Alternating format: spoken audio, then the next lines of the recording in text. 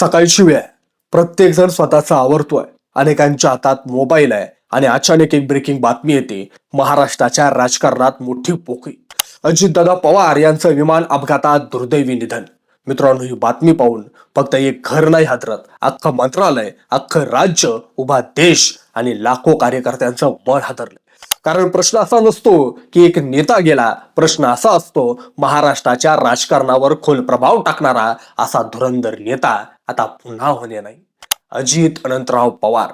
मित्रांनो, काही नेते भाषणातून मोठे होतात, पण काही नेते मातीमधून उभे राहतात.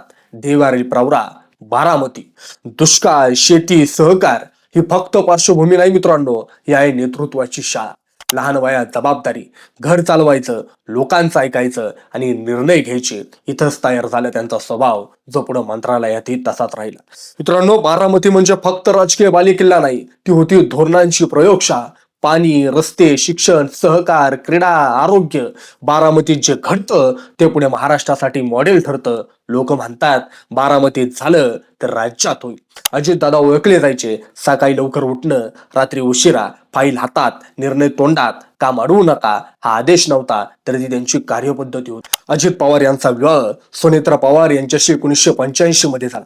त्यांना 2 मुलं आहेत, पार्थ आणि जय पवार. सुनेत्रा पवार या स्वतः राजकारणात सक्रिय आहेत. अजित पवार यांना दादा हे नाव त्यांच्या कार्यकर्त्यांकडून प्रेमाने दिलं गेलंय.